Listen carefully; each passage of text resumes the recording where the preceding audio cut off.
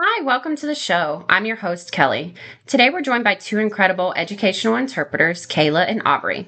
We're diving into Bronfenbrenner's bioecological theory of human development to understand how we can better support children with hearing loss.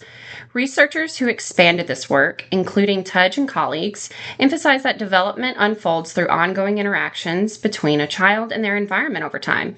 Specifically, we're looking at why hearing loss does not automatically cause developmental delay. This is one of the biggest myths. The reality is that delay is often connected to language deprivation rather than hearing status itself.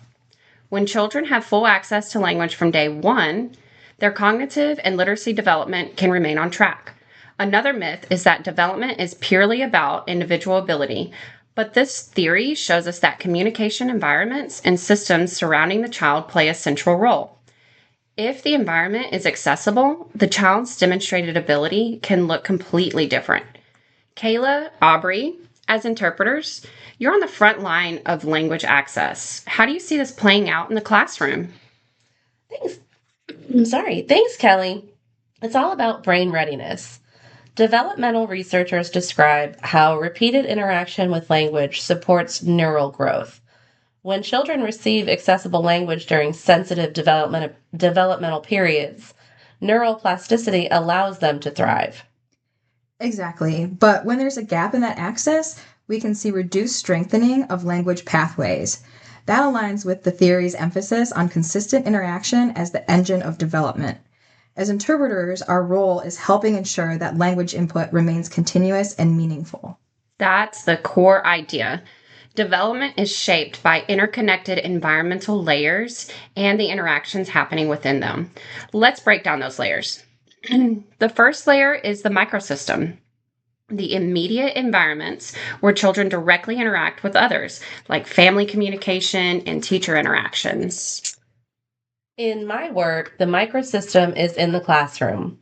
The theory highlights that everyday reciprocal interactions are what drive development, and I see that growth when a child's communication attempts are consistently responded to in a language rich environment. And I see it within parent child relationships. Researchers describe these repeated home interactions as developmental experiences. When families narrate routines, sign, speak, or visually engage during daily activities, they're building language access. Those daily moments may seem small, but they accumulate into powerful developmental experiences. Next is the mesosystem, the connections between environments, such as collaboration between families, schools, and specialists. Scholars studying this model note that development is strongest when these settings function as coordinated systems rather than isolated spaces. Right. This is huge for interpreters. When we understand what's happening at home, we can connect classroom concepts to lived experiences. Without that coordination, children may experience gaps between environments. Then we have the exosystem, and that includes the broader structures like RDSPD services, early intervention programs, and even insurance access.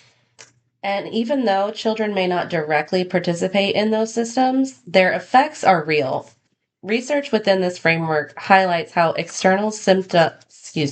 systems influence children's interaction opportunities and developmental conditions. Now let's zoom out to the macro system. Societal beliefs, policies, and attitudes towards hearing loss and communication modalities. Right. The broader cultural context described in ecological theory shapes whether hearing loss is viewed through a deficit lens or a difference lens, which influences available supports. And finally, there's the chronosystem, the dimension of time. Researchers describe time as an operating across life transitions and historical context within this theory. For children with hearing loss, the age of language exposure and consistency of services are critical developmental factors. This challenges the common wait and see approach because development is unfolding continuously. Right. Evidence grounded in this framework suggests early and consistent access supports stronger social communication and literacy outcomes.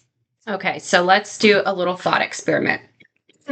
Let's look at two fictional examples to see the theory in action. Child A experienced early identification in a family that intentionally increased daily communication routines, resulting in aligned ecological layers. But child B experienced delayed or inconsistent access and fewer interactive opportunities within their microsystem.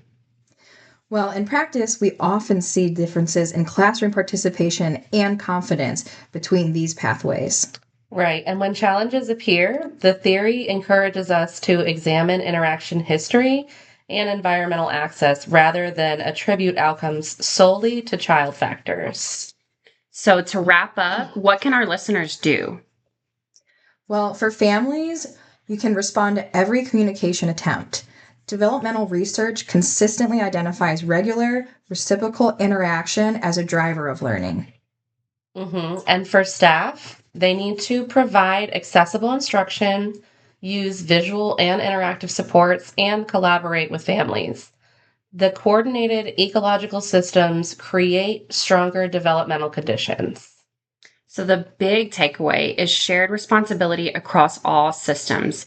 When home, school, and community environments align to support ongoing interaction, children experience optimal developmental conditions. Thanks for the insight, Kayla and Aubrey. Thanks for having us. This was great. Thanks.